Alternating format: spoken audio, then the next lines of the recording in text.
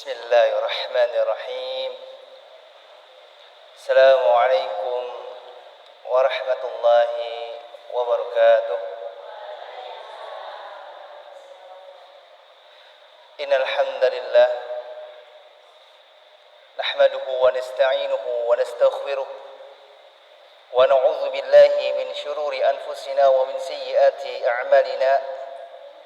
Man yahdihillahu fala mudilla lahu wa man yudlilhu fala hadiya lahu. Ashhadu an la ilaha illallah wahdahu la syarika lah wa ashhadu anna Muhammadan abduhu wa rasuluh. Allahumma salli wa sallim ala Muhammadin wa ala alihi wa ashabi ajma'in. Thumma amma ba'du. Kepada ibu yang semoga Allah Azza wa Jalla menjadikannya sebagai wanita yang salihah, dan semoga Allah Azza wa Jalla juga menjadikan masyarakat di desa Babakan Manjati menjadi hamba-hamba Allah Azza wa Jalla yang termasuk dalam golongan orang-orang yang salih, dan semoga Allah Azza wa Jalla mengaruniakan ilmu yang bermanfaat untuk kita dalam majelis ini.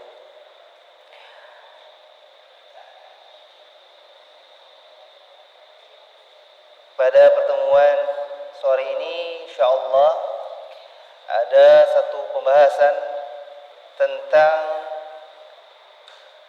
istilah dalam bahasa Sunda yang sering kita dengar, Ibu. Tiisceli herang mata. Ibu sudah dapat ininya ya?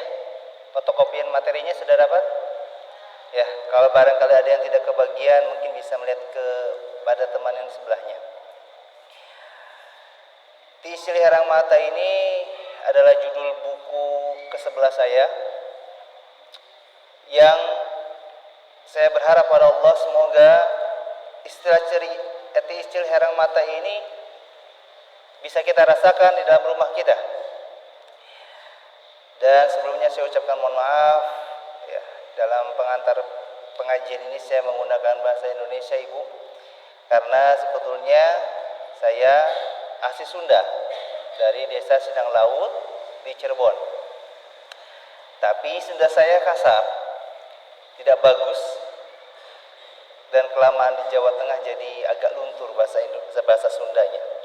Semoga dengan bahasa Indonesia ini Ibu juga bisa memahaminya dengan baik.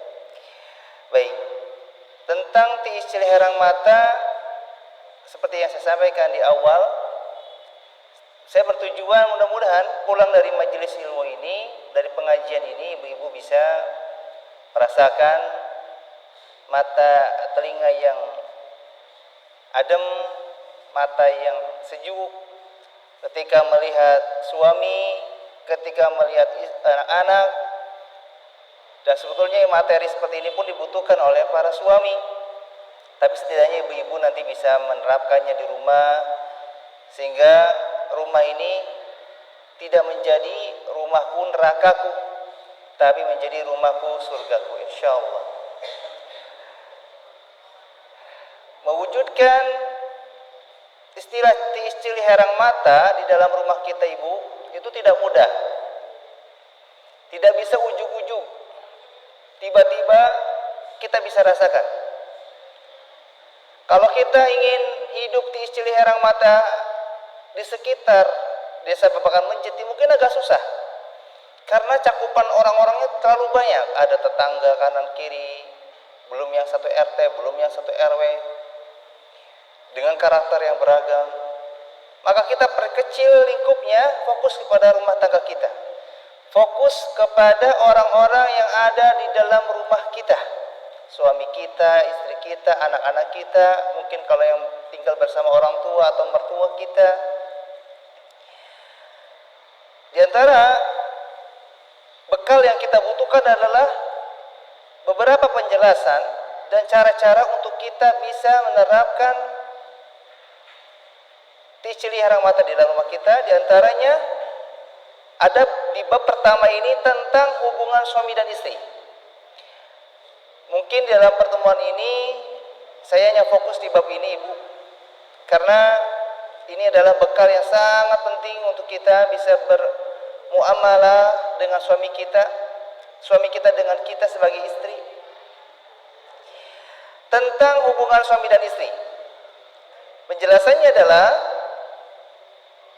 Nabi Muhammad menganjurkan kepada para pemuda-pemudi, para laki-laki dan perempuan untuk segera menikah, sehingga mereka tidak larut dalam kemaksiatan dan menuruti syahwatnya. Karena sangat banyak keburukan yang sering dilakukan oleh orang-orang yang belum menikah akibat menunda pernikahan.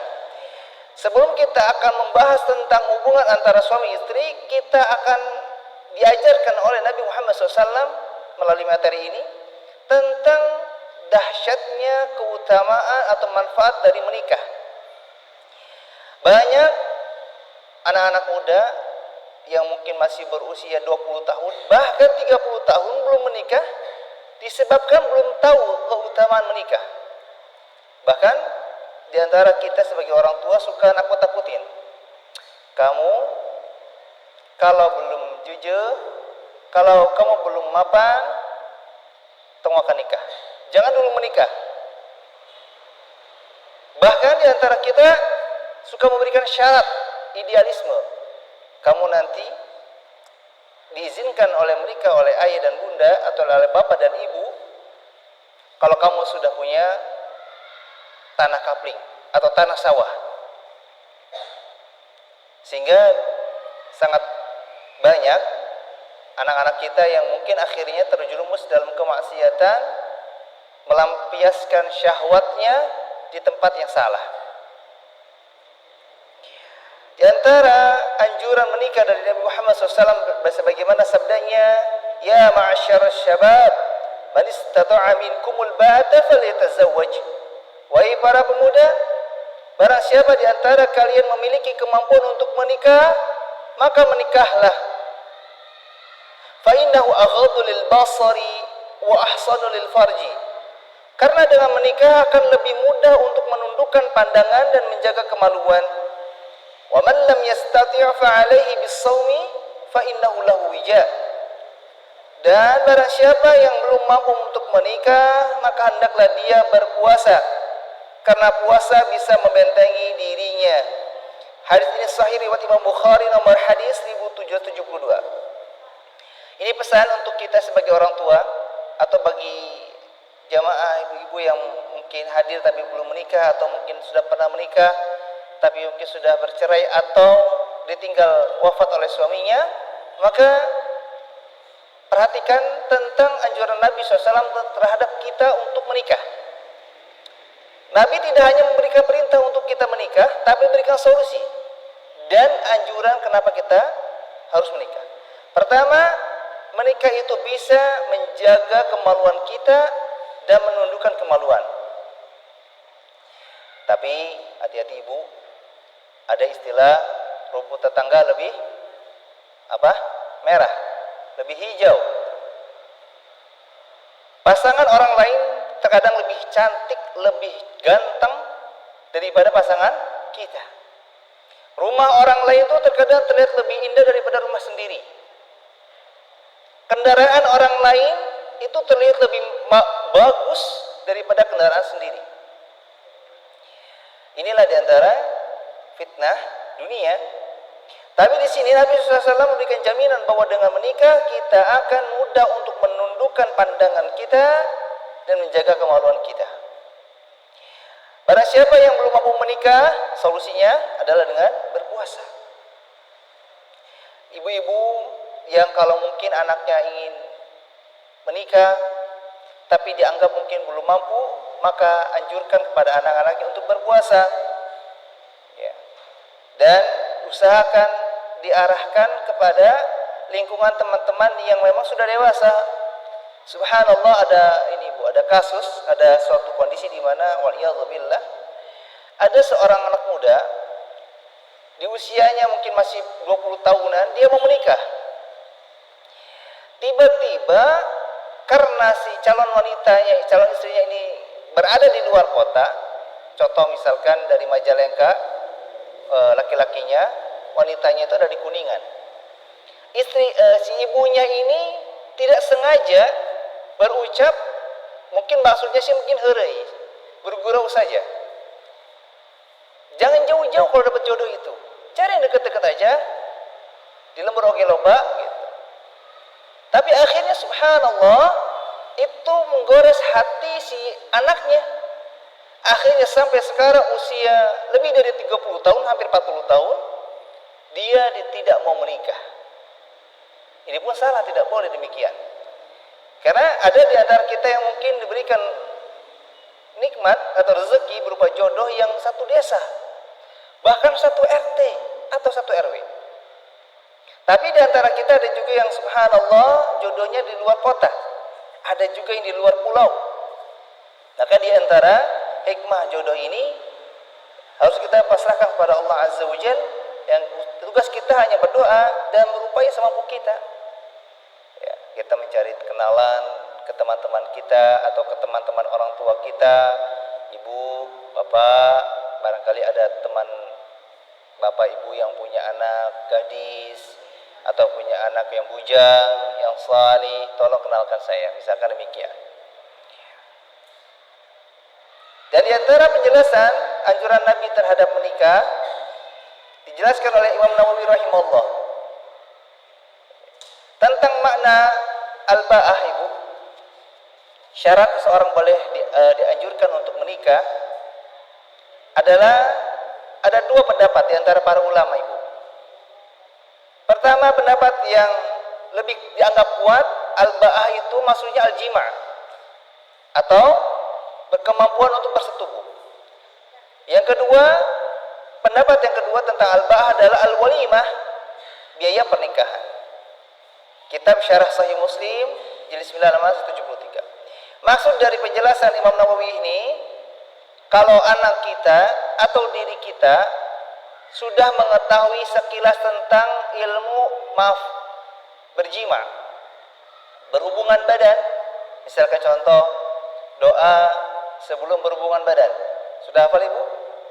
Allahumma jannibna syaitan wa jannibi syaitana ma razaqtana. Kata Nabi SAW, barang siapa yang sebelum berhubungan badan dengan pasangannya membaca doa tersebut, maka setan tidak akan bisa mengganggu keturunannya sampai kapanpun.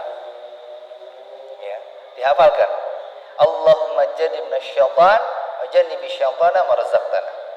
Nah, contoh misalkan kita sudah mengetahui tentang fikih berhubungan badan, atau kita sudah tahu, sudah punya kemampuan tentang biologis, maka kita sudah dapat penekanan anjuran untuk menikah, sudah layak. Atau makna yang kedua, maksud dari al-ba'ah atau kemampuan untuk menikah adalah al-walimah, sudah memiliki bekal untuk biaya pernikahan. Di Babakan Manjeti rata-rata berapa biaya pernikahan, ibu? 10 juta cukup. Kalau 10 juta cukup, maka kalau kita sudah punya uang 10 juta, sudah dianggap layak untuk menikah. Tapi kalau kita belum memiliki biaya pernikahan yang cukup, atau kita belum mengetahui tentang fikih berhubungan badan, maka berdasarkan hadis ini kita tidak boleh menikah. Jadi kalau melihat pada aturan syariat, syarat menikah itu bukan usia 18 tahun. Sebagaimana Aisyah radhiyallahu anha dinikahi oleh Nabi Muhammad usia berapa? Sekitar 9 tahun atau 12 tahun. Tapi karena negara kita memiliki aturan minimal 18 tahun, maka kita ikuti aturan tersebut. Tapi syarat tadi dua ya. Kita atau anak-anak kita sudah ditekankan untuk menikah kalau sudah punya salah satu di antara dua syarat tadi. Bisa jadi memiliki kemampuan pengetahuan tentang fikih berhubungan badan. Termasuk di antara fikih berhubungan badan adalah tidak boleh bersetubuh melalui jalan belakang. Ini tidak boleh. Di sini kita bukan berbicara vulgar, tapi ini berbicara fikih ilmu yang mudah-mudahan bisa bermanfaat untuk kita dan keluarga kita. Dan yang kedua tadi makna al-ba'ah adalah al-walimah. biaya pernikahan. Kalau di Babakan Masjid minimal 10 juta, saya mau memberikan saran, sebetulnya biaya pernikahan itu sependek yang saya pernah alami, 1 juta bisa untuk kita membayar ke KUA, karena kalau kita menikahnya di hari Ahad ya. Kalau menikahnya di hari Senin sampai Jumat atau Sabtu mungkin di jam kerja, itu gratis. Kita datang ke kantor KUA. Sehingga mungkin sisanya kita taruhlah 500.000 atau 1 juta hanya untuk jamuan keluarga atau tetangga yang sekitar untuk datang ke akad nikah kita. Mungkin ada yang bertanya, apa tujuan walimah? Apa tujuannya pesta pernikahan? Yaitu apa tujuannya, Ibu? Untuk mengumumkan bahwa kita sudah tidak jomblo, sudah tidak bujang, bahwa kita sudah menikah. Pernah ada salah satu teman di Cirebon, dia menikah karena mungkin dia budgetnya terbatas, biayanya terbatas, dia menyelenggarakan akad saja. Tapi salahnya dia tidak mengundang tetangga sekitar. Sehingga ketika sudah menikah, besoknya dia boncengan, pegang-pegangan. Dan subhanallah menjadi perbincangan di kompleknya. Wah, itu katanya orang soleh, katanya dia rajin ibadah. Kok sekarang berani bonceng perempuan ya? Kok dia sekarang berani pegang-pegang tangan perempuan ya? Padahal sudah menikah. Dan di sini salah satu syarat walimah adalah menyembelih 1 ekor kambing. Tidak harus mewah. Biaya pernikahan itu murah, Ibu. Yang bikin mahal itu gengsinya. Kita lanjutkan pembahasan tentang pernikahan ini sebagai awal dari kita memahami tentang hubungan antara suami dan istri. Dampak buruk dari prinsip materialisme atau mata duitan sudah banyak menimpa para orang tua dan anak-anaknya. Tidak sedikit orang tua dan anak-anak pada zaman sekarang selalu menitik beratkan kriteria jodoh pada jumlah penghasilan, jumlah jenis pekerjaan, atau silsilah keturunan. Sedangkan kriteria menurut Islam dalam mencari jodoh yang sepadan dengan menitik beratkan pada agama dan akhlak tidak dipertimbangkan. Sebagaimana Nabi Muhammad SAW bersabda, "Idza khataba ilaikum man tardawna dinahu wa khuluquhu fazawwijuhu illa taf'alu takun fitnatun fil ardi wa fasadun fil 'arid." Jika seseorang datang melamar anak perempuan atau kerabat kalian, sedangkan kalian ridha terhadap agama dan akhlaknya, maka nikahkanlah dia dengan anak perempuan atau kerabat kalian. Jika tidak, niscaya akan terjadi fitnah di muka bumi dan kerusakan yang besar. Hadis riwayat Imam Tirmidzi nomor hadis 1004.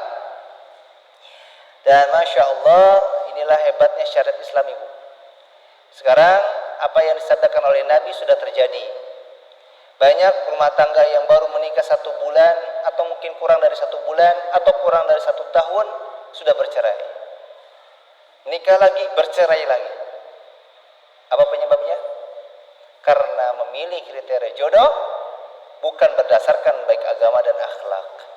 Sebagaimana tadi, kalau ada seorang laki-laki datang ingin menikahi anak kita dan agama serta akhlaknya baik, maka nikahkan.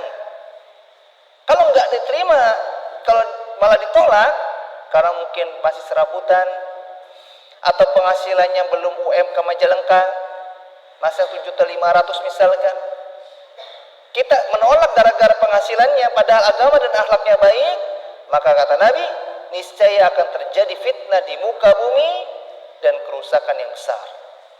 Waliyadzubillah. Maka pesan dari saya pribadi, ya, berapapun usia anak-anak kita, kalau memang sudah mencukupi usia yang ditetapkan oleh pemerintah yaitu di usia 18 tahun, lalu dia sudah mungkin memiliki penghasilan yang bisa digunakan untuk bekal melakukan walimah walau bisyatin, walaupun hanya sekedar menyembelih 1 ekor kambing atau domba, Lalu kita melihat dia sudah punya kemampuan ilmu, minimalnya dia paham tentang hubungan antara suami istri, hubungan biologis. Dia tahu mana saja yang boleh dilakukan selama berhubungan, mana yang tidak boleh. Di antara sunnah dalam berhubungan badan adalah kalau kita sudah berhubungan badan dengan suami kita, dengan istri kita, lalu ternyata Masya Allah masih bergairah, sudah klimaks, pengen berhubungan lagi, maka disunahkan untuk berwudu. Ini di antara fikih-fikih terkait dengan hubungan badan. Kalau anak kita sudah mengerti itu,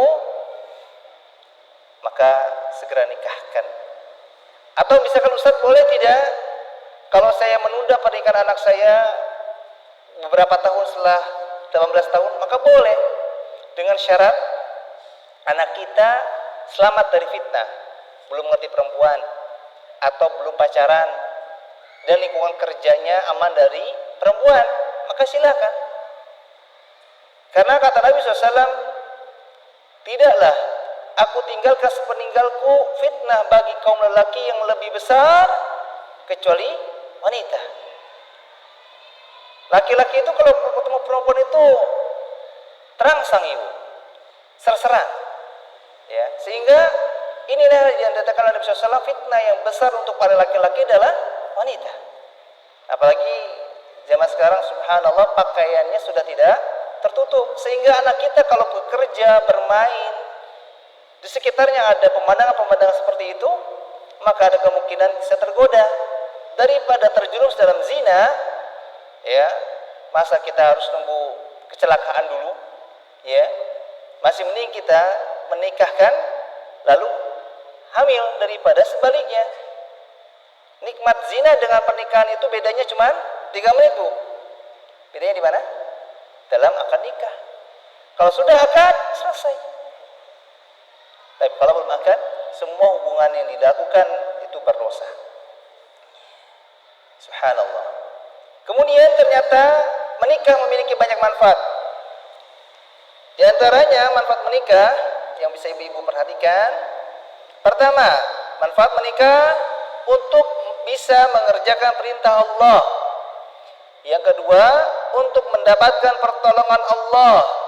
Yang ketiga, untuk menghidupkan sunnah Rasulullah. Yang keempat, untuk meningkatkan jumlah umatnya Nabi Muhammad SAW maksudnya. Yang kelima, untuk menundukkan pandangan mata. Yang keenam, untuk menaklukkan kemaluan kita. Yang ketujuh, untuk memuliakan kehormatan diri. Yang kedelapan, untuk melancarkan urusan rezeki. Yang kesembilan, untuk merasakan ketenangan hidup. Dan yang kesepuluh, untuk melahirkan keturunan yang saleh. Bagi ibu-ibu yang sekarang sedang menjanda, segera menikah. Yang masih gadis, segera menikah. Jangan pernah khawatir untuk menikah, karena kalau kita ingin menikah tapi kendalanya adalah biaya atau finansial, ada satu hadis. Ini saya sedikit mau menceritakan pengalaman, istilah curhat, tapi ini bisa menjadi ibrah, pelajaran hidup untuk ibu yang hadir, ada untuk masyarakat yang mendengarkan.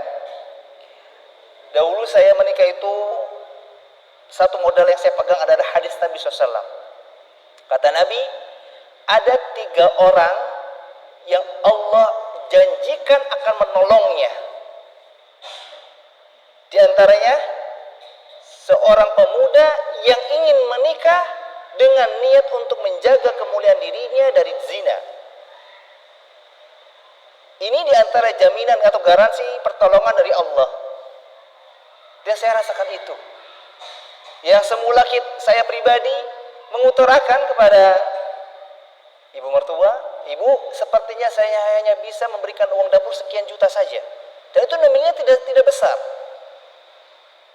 Bahkan kalau kita bandingkan dengan UMK Majalengka sekarang, lebih besar UMK Majalengka.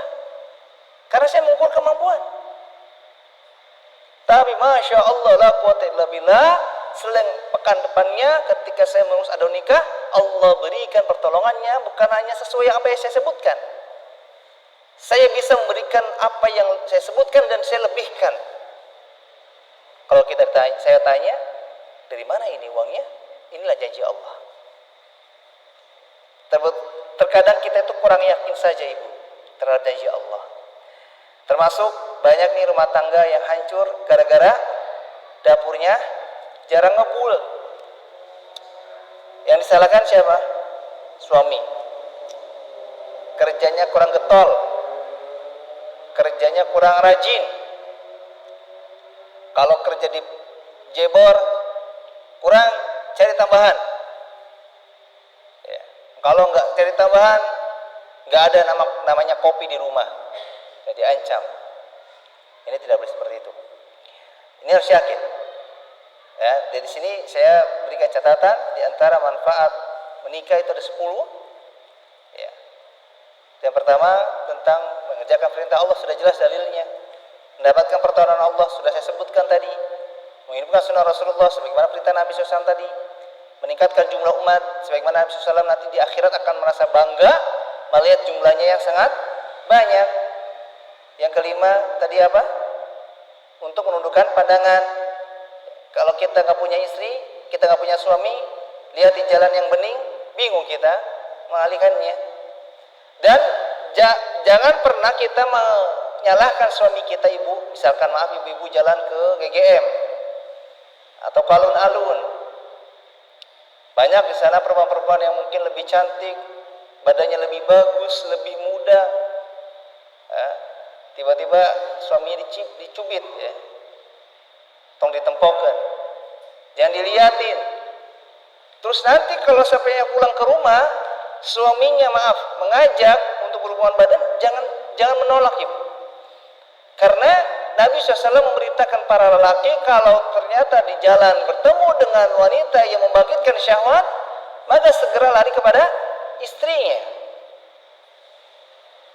Kalau kepada istrinya boleh dan itu berpahala. Dan istrinya nggak boleh melarang.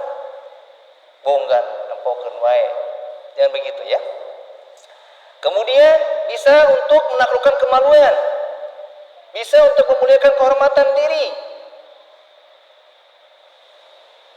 Kemudian untuk melancarkan urusan rezeki. Ada istilah banyak anak, banyak apa? Rezeki. Betul ibu? Saya merasakan itu. Ini di sini saya kalau setiap pengajian malam Senin, kalau saya ikut hadir menyimak pengajian di sini, saya dikasih beseknya 2 ibu. Snacknya Sapa Sahudi itu. Karena mengetahui anak saya banyak, gitu kan. Ini salah satu hal kecil saja sudah beda.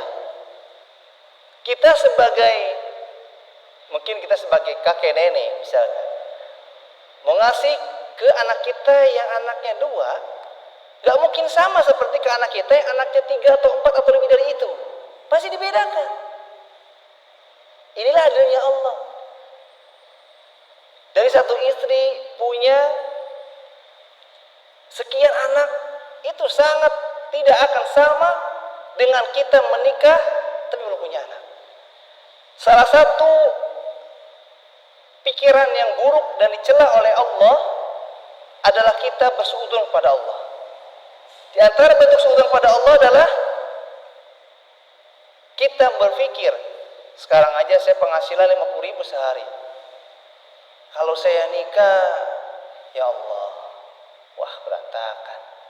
Jangan pernah berpikir jatah rezeki yang kita dapatkan sekarang ketika sendiri itu akan sama kita dapatkan setelah menikah. Tidak akan sama ibu. Makanya sebetulnya ketika kita sudah menikah, istri kita kerja ataupun tidak, jatah rezeki Allah untuk kita dan istri kita akan sama. Kalau istri kita nggak kerja, berarti jatah rezeki kita, istri kita akan diberikan kepada kita melalui suami yang bekerja.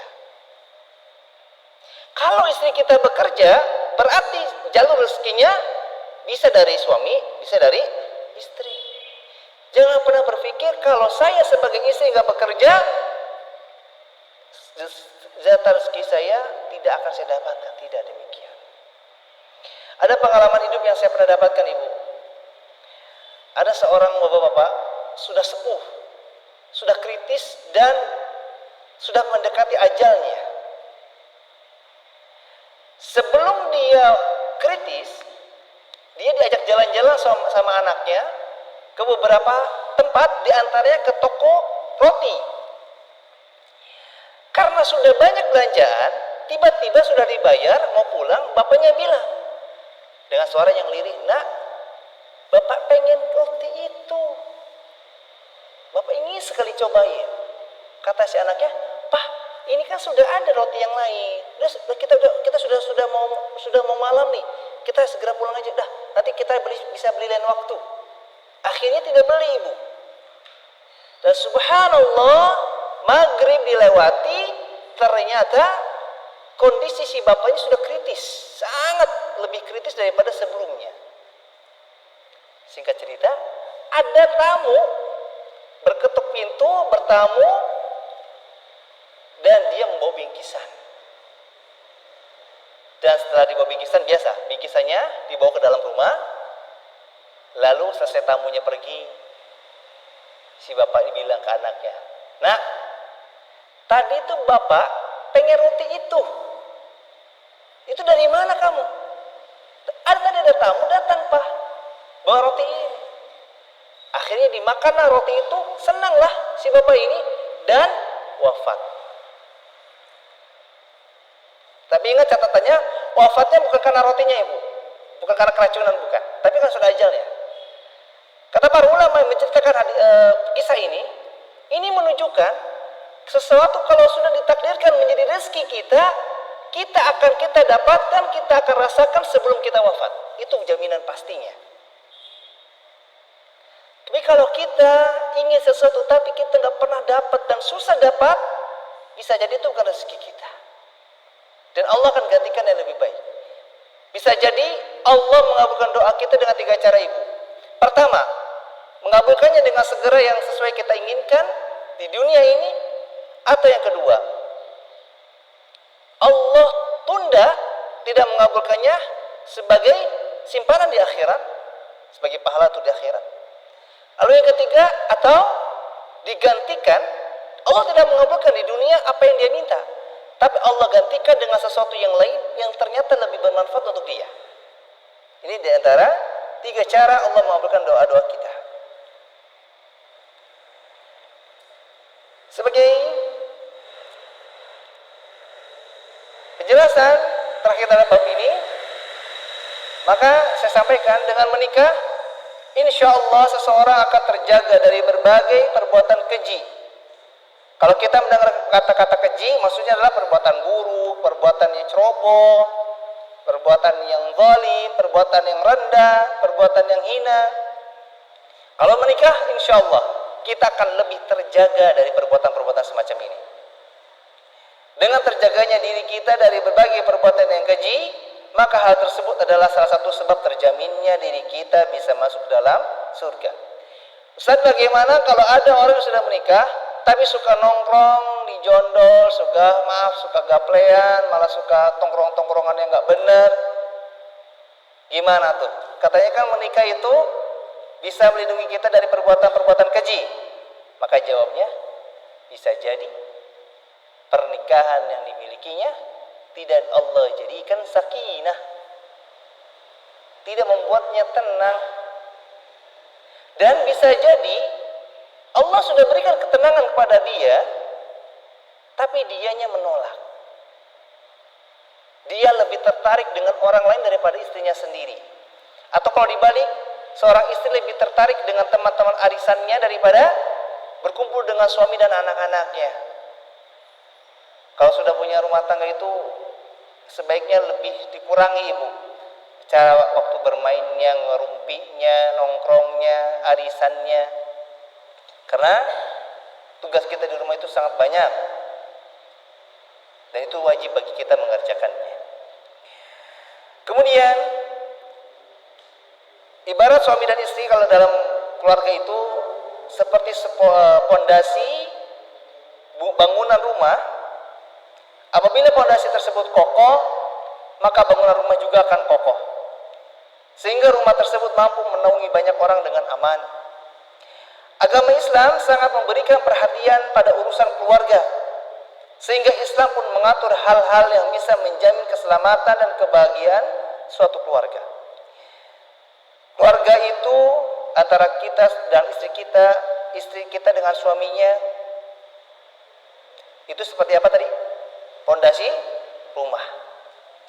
Kalau pondasinya kokoh, maka orang-orang yang ada di dalamnya akan ternaungi dengan aman. Kalau hubungan suami istri kokoh, akur, romantis, anak-anaknya juga kan baik dan aman. Bagaimana kita mau merasakan tiis celih herang mata di dalam rumah kalau hubungan antara kita dengan istri kita dengan suami kita tidak baik, tidak akur, tidak harmonis. Saya mau ngasih tips buat ibu-ibu, nanti bisa diamalkan di rumah. Gak peduli ibu-ibu sudah usia kepala 5 atau kepala 4. Karena Nabi berikan contoh memperlakukan istri-istrinya dengan romantis itu bukan ketika masih usia 20 tahunan. Salah satu cara ibu yang mungkin sekarang merasa rumah tangga itu hambar, taunya dapat uang dari suaminya, nafkah, dibelanjain, masakin, bikin kopi, selesai. Nyuci baju, nyuci piring, nyapu rumah, ngepel, beres rumah, selesai. Enggak itu ibu. Pertama, ini juga nanti bisa jadi pesan untuk para suami mengamalkan di rumahnya kepada istri-istrinya. Pertama, ibu-ibu silakan mulai biasakan memanggil suaminya dengan nama yang lebih baik. Di sini ada kebiasaan ya, kalau suami manggil istrinya indung budak, kalau istrinya manggil bapaknya bapak budak. Betul gak? Boleh begitu Bu, tapi sebaiknya jangan sering-sering. Itu bisa berpengaruh ibu secara psikologis ya. Bagi saya akan lebih terdengar enak kalau seorang suami bilangnya istri saya. Ibu-ibu bilangnya suami saya. Kalau bilang suami tercinta itu berat, ya sudah, bilangnya suami saya saja. Itu akan lebih enak. Ke anak, jangan pernah dengan panggilan-panggilan yang asal. Budak si budak. Nggak boleh. Dengan panggilan yang baik saja. Saya bilang seperti ini, itu adalah bahasa saya yang sangat rendah, yang sangat mudah. Karena kalau saya ingin memberikan saran, panggil dengan panggilan yang romantis. Tapi kalau susah, ya sudah, panggil dengan panggilan yang normal saja. Tapi normalnya bukan normal menurut orang menjeti. Ya, saya di sini ya sama dengan mertua saya kan di Cideres. Ya sama Bu begitu.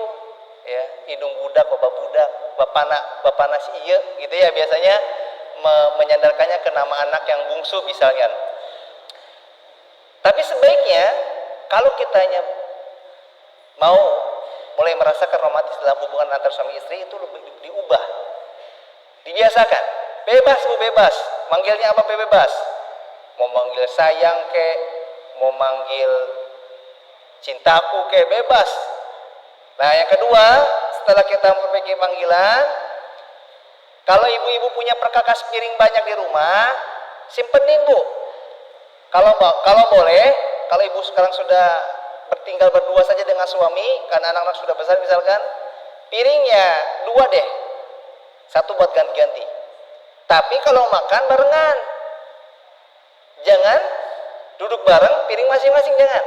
Ini salah satu contoh yang kurang tepat. Ini pun kami pernah alami di pondok. Ternyata makan yang sesuai sunnah para sahabat dan Nabi yang lakukan adalah duduk bersama, makan di tempat yang sama, bukan di tempat yang berbeda-beda.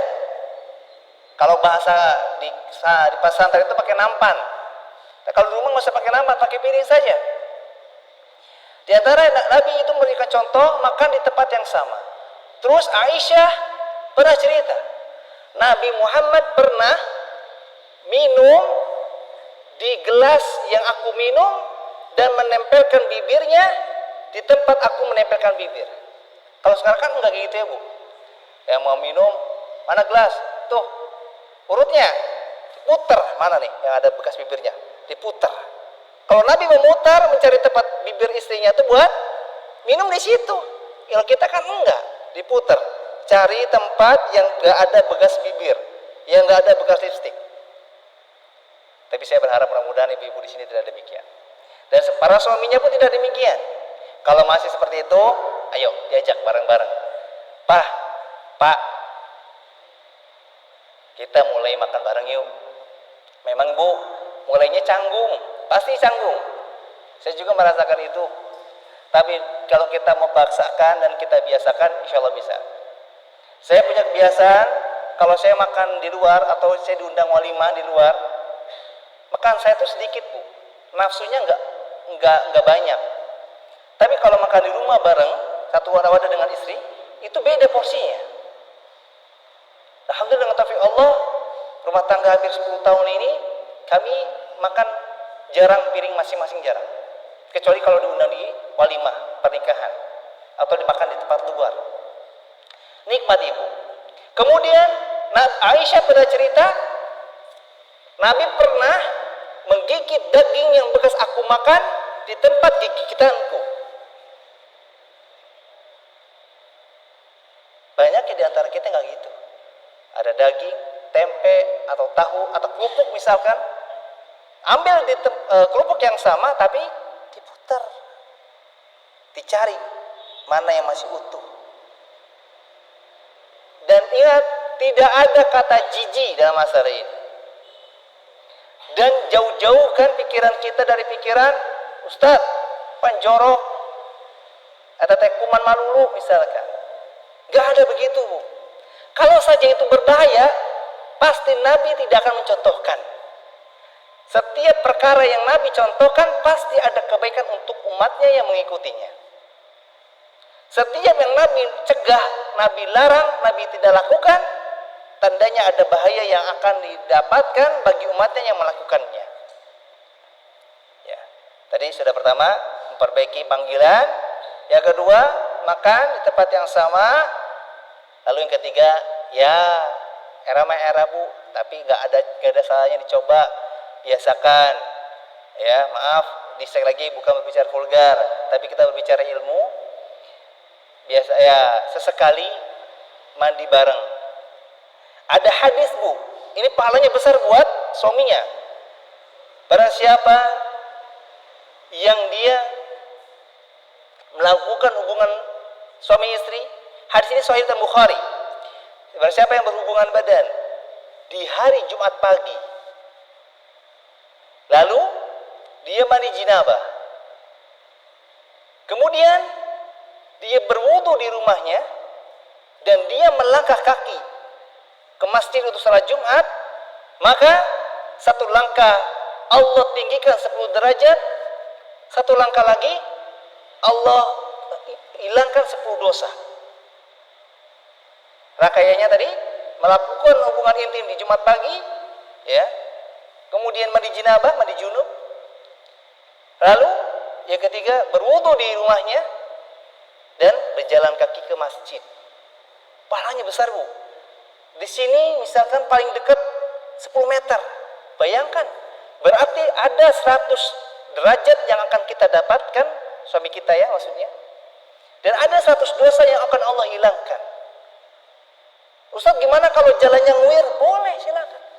Karena dalam hadis ini yang dihitung adalah langkah kaki, bukan jarak antara rumah dengan masjid. Dan dalam riwayat yang lain dari Imam Muslim, Aisyah menceritakan, aku pernah mandi bersama Nabi dan Aisyah mengatakan, sisakan air untukku, sisakan air untukku. Kalau bahasa sisakan berarti mandinya bareng. Karena kalau nggak bareng nggak mungkin Aisyah menceritakan demikian. Dan jangan pernah berpikir, wah mungkin itu Ustaz Aisyahnya masih kecil. Enggak. Nabi mencontohkan hal seperti ini bukan ketika masih muda. Ini salah satu hal romantis yang ibu bisa tumbuhkan di rumah bersama suaminya agar bisa merasakan tiis celi herang mata. Nggak lagi dengar berantem antara suami dengan anak, anak dengan kita sebagai istri, atau kita dengan suami, mata kita lihat, Masya Allah, rumah itu tentram. Ingat, rumah yang bikin tentram itu bukan rumah yang hanya mewah, tapi rumah yang dimana Masya Allah kita mungkin biasa melakukan sholat sunnah di rumah, mengerjakan puasa sunnah di rumah bersama pasangan hidup kita, pasangan keluarga kita. Kemudian gak ada yang namanya kita merasa sumpuk, merasa suntuk, merasa jenuh di rumah. Adem aja ibu dengarnya, Bu. Adem melihatnya, adem dengarnya. Tapi subhanallah, masih banyak di antara kita di rumah teh kalau nggak dengar suami marah-marah, anak nangis. Tanda kutip bukan berarti anak nangis salah, bukan. Tapi anak nangis yang minta sesuatu memaksa. Atau istri kita yang nuntut sesuatu yang lebih. Pak, hoyong tas kos gitu tuh. Si ibu eta mah bogaeun. Tadi ketemu di pengajian atau meni bagus. Misalnya di UD misalkan. Ya. Gak usah begitu. Kalau mau minta sesuatu sampaikan dengan cara yang baik. Saya juga mau ngasih tips nih buat ibu-ibu, bekal nanti diamalkan di rumah. Kalau punya sesuatu keinginan dan pengen diberikan suaminya, harus pintar menyampaikannya. Suami saya teh suka sayur asem, paket lengkap, ada ikan asin, tempe tahu, lalapan, sambal. Bikinin itu. Nah, dibuatlah saat hatinya senang. Setelah senang hatinya, selesai makan, beresin, ngobrol. Pak, kalau boleh ada rezeki, ibu pengen beli tas seperti ini, atau pengen beli jilbab seperti ini. Ada tuh di aplikasi, di Shopee misalkan, atau di pasar misalkan. Barangkali ada rezeki bapak, ibu pengen, apalagi kalau sampai dipijitin. Insya Allah, Bu, itu akan mudah dipahami dan akan mudah diikuti. Ini pun sebaliknya, seorang suami kalau mau menasihati istrinya atau mau minta sesuatu pada istrinya, dibuat senang dulu. Ini mas di rumah lagi suntuk, ya, lagi ada masalah, token udah mau habis, gas udah mau habis, makanan nggak ada, ngomong, ya, mungkin yang ada malah bertengkar. Apa dalilnya kita bisa melakukan ini? Ini sebagaimana Nabi pernah menasihati Abdullah bin Umar di atas kendaraan. Karena Nabi tahu anak-anak itu suka naik kendaraan, naik unta. Maka naikinlah unta, naik kuda maaf. Setelah naik kendaraan, dinasihati. Diberikan pesan-pesan kepada Abdullah bin Umar. Berdasarkan hadis ini, ya, ini masuk dalam ilmu fikul usrah, fikih keluarga atau ilmu parenting tentang rumah tangga.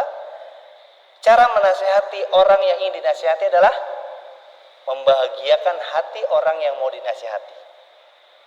Termasuk kita meminta sesuatu demikian.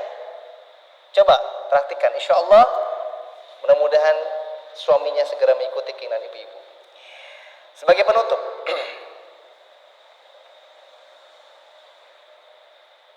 nanti ibu-ibu yang mungkin sudah punya fotokopian silakan baca ya materi yang sudah tersedia, karena tidak semua materi bisa saya sampaikan.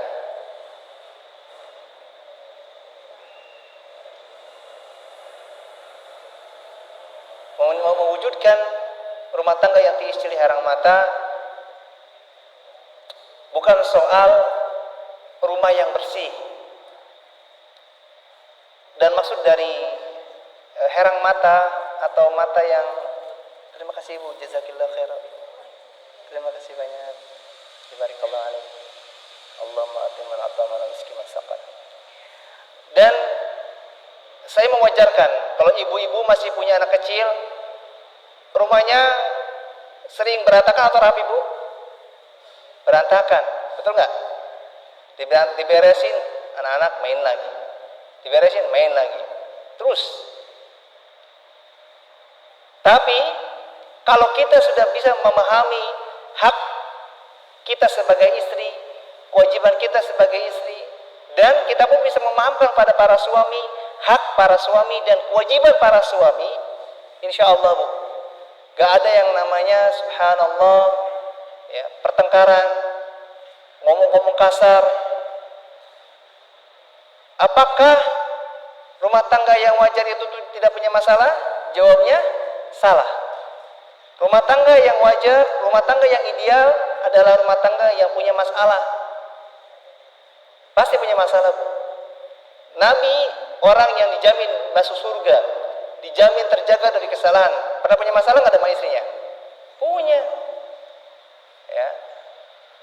Nabi pernah didatangi oleh Aisyah sambil membawa makanan. Tiba-tiba karena melihat suatu keadaan, Aisyah cemburu, marah. Akhirnya piring yang ada makanan untuk Nabi dilempar di depan Nabi. Kalau kita bilang, kalau saya sebagai suami mungkin bilang, kurang aja, nggak sopan, kayak gitu kan. Sampai ada Abu Bakar, ya, yang menjadi ayah dari, ya, menantu plus bukan lagi sahabat, tapi mertuanya Nabi, ya, greget melihat anaknya kayak gitu kelakuannya, malu-maluin. Tapi Nabi malah tenang. Ada masalah nggak? Ada, tapi tenang. Adilnya Allah itu untuk kita, Bu. Kita, saya, dengan bapak-bapak yang lain, ibu-ibu, sama dapat rezeki dari Allah. Apakah bentuknya sama? Tidak, berbeda-beda. Begitupun saya, bapak-bapak yang ada di Manjeti, dan ibu-ibu yang ada di sini, sama mendapatkan masalah, ujian. Apakah bentuknya sama? Jawabnya tidak sama. Meskipun berbeda rezekinya, tapi judulnya rezeki. Meskipun berbeda masalahnya, namanya masalah. Jangan pernah bilang, enak ya itu orang, subhanallah, kerjaan ada, uang ada, sawah ada. Ibu nggak tahu aja masalahnya. Terkadang seseorang itu hidupnya terlihat enak karena apa? Diam, gak banyak cerita. Tapi kalau suka ngomong sana ngomong sini, ya sudah, dapurnya ketahuan. Makanya sebesar apapun masalah kita, sebanyak apapun masalah kita, diam, Bu. Jangan banyak cerita. Terus sebagai penutup pembahasan ini, ibu-ibu yang ingin punya tujuan atau niat-niat baik, rencana-rencana baik, sebaiknya jangan banyak cerita, Bu. Nabi memberitakan kita untuk merahasiakan setiap rencana baik kita. Karena di sekitar kita banyak orang-orang yang hasad. Makanya kalau kita punya rencana baik terus kita sering cerita-cerita, biasanya gagal, Bu. Karena ingat, hati-hati, Bu, di sekitar kita itu banyak orang yang gak suka sama kita, Bu. Ya.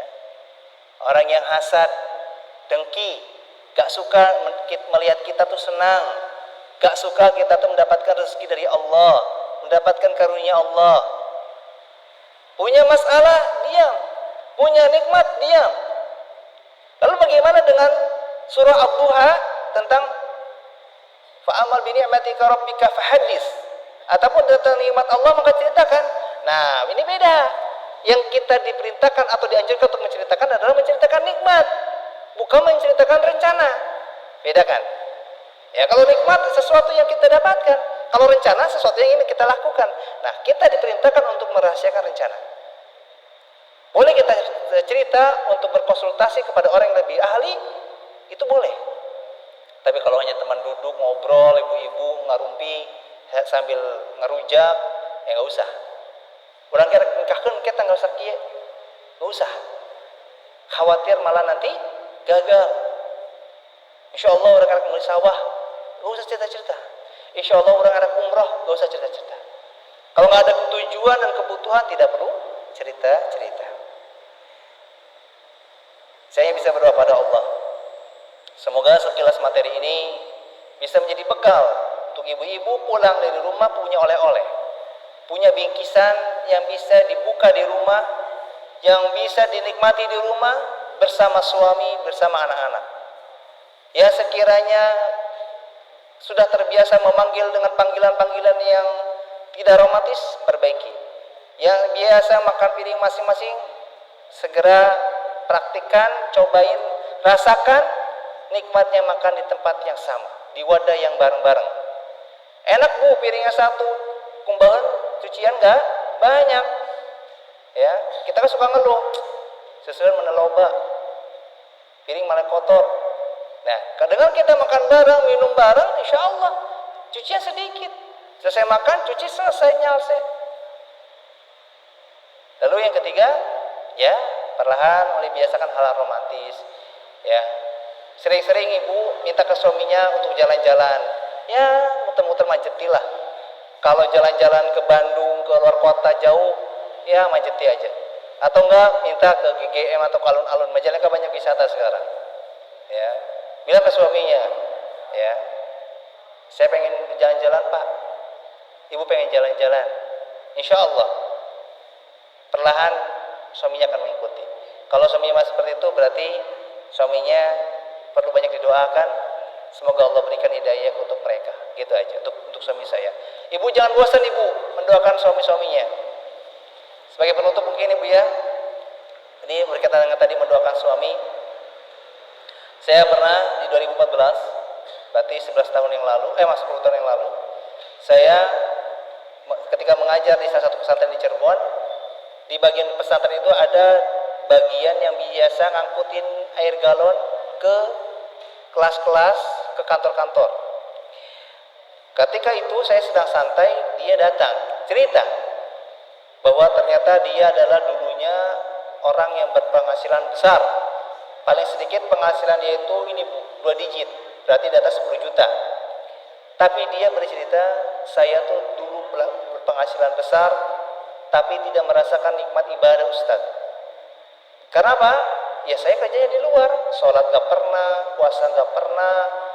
Istri saya pun ngajakin saya sholat, saya kajian, pengajian tuh gak mau Ustaz. Saya gak pernah mau ikut. Bahkan saya sering melarang dan memarahi istri saya kalau keseringan ikut pengajian. Ibu-ibu ada yang dimarahin sama suaminya ikut pengajian? Tidak ada. Alhamdulillah. Nah, singkat cerita, ini suami dinasehati, didoakan belum sadar. Dan subhanallah, suatu ketika sudah bertahun-tahun seperti itu, dia pulang kerja itu biasanya jam 2, jam 3 dini hari. Pulang ke rumah, lihat istrinya lagi doa. Habis sholat tahajud, doa. Dan bertepatan yang didengar tuh doa istrinya untuk suaminya, untuk dia. Di antara bunyi doanya yang saya masih ingat, ya Allah, jagalah suami saya dengan saya dan anak-anak saya dari api neraka ya Allah. Berikanlah hidayah-Mu untuk suami saya ya Allah. Dan saya nangis ibu. Dan bayangkan bertahun-tahun diam istrinya nih ngajakin suaminya sholat, ngajakin suaminya pengajian, ngedoain setiap hari.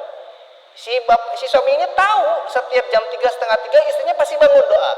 Tapi ini qadarullah wa masyafa'al, tiba-tiba dia mau menyimak doa istrinya. Dan bertepatan yang disimak itu doa yang diperuntukkan untuk suaminya. Singkat cerita, suaminya mandi segala macam, wudu nih, teman-teman wudu nih. Akhirnya meluk istrinya dan minta maaf. Minta dibimbing. Minta terus diajak untuk sholat dan untuk pengajian. Dan subhanallah, hikmah doa antara suami dan istri ini tidak akan main-main. Karena kata Nabi SAW, ada 3 hal di dunia ini yang tidak sia-sia. Di antaranya memanah, berkuda, dan senda gurau antara suami istri. Itu berpahala Bu. Makanya tadi saya sebutkan manfaat menikah adalah meningkatkan ibadah pada Allah. Kenapa? Semua aktivitas antara suami istri itu beribadah, menilai pahala. Nah, kisah tadi menunjukkan bahwa doa kita sebagai istri untuk suami kita tidak akan sia-sia. Mungkin hari ini, besok, bulan ini, bulan depan, tahun ini, tahun depan belum Allah kabulkan, terus doakan. Insya Allah. Karena kata Nabi SAW, ya, berita Allah Azza wa Jalla, barang siapa yang meminta kepada aku akan aku kabulkan. Sebagaimana kata Umar bin Khattab radhiyallahu anhu, yang aku harapkan bukan aku dimudahkan untuk dikabulkan doa-doaku oleh Allah, tapi aku hanya berharap pada Allah, Allah selalu mudahkan aku untuk bisa berdoa. Karena kata para ulama, seseorang yang dipermudah untuk berdoa, dia dekat dengan pengabulan. Berarti kalau orang sulit berdoa, dia sulit dari pertolongan Allah. Sebagaimana hadis Nabi SAW, barang siapa yang dikehendaki kebaikan oleh Allah, maka Allah akan mampukan dia untuk berdoa. Bagaimana kita mau mendapatkan pertolongan Allah kalau berdoa aja kita nggak mau? Gimana kita mau ditolong oleh Allah kalau berdoa aja susah? Ini berlaku juga buat anak-anak kita, ibu-ibu ya. Ibu-ibu sering-sering doain diri sendiri, doain suami, doain anak-anak. Doain negeri kita. Semoga negeri kita diberikan pemimpin yang adil dan berilmu. Dan semoga Allah Azza wa Jalla mengampuni dosa-dosa kita yang telah lalu, yang sekarang kita lakukan. Dan semoga Allah Azza wa Jalla meneguhkan hati kita di atas agamanya. Dan semoga Allah Azza wa Jalla menjadikan saya bersama bapak-bapak yang ada di sini menjadi suami-suami yang salih, dan menjadikan ibu-ibu yang hadir di sini dan ibu-ibu yang ada di desa ini menjadi ibu-ibu yang salihah. Dan semoga Allah Azza wa Jalla menjadikan ilmu yang kita pelajari menjadi ilmu yang bermanfaat. Barangkali ada yang mau bertanya, saya persilakan barangkali. Tidak ada? Baik, kita tutup dengan doa kafaratul majlis. Subhanakallahumma bihamdika asyhadu an la ilaha illa anta astaghfiruka wa atubu ilaik. Assalamualaikum warahmatullahi wabarakatuh.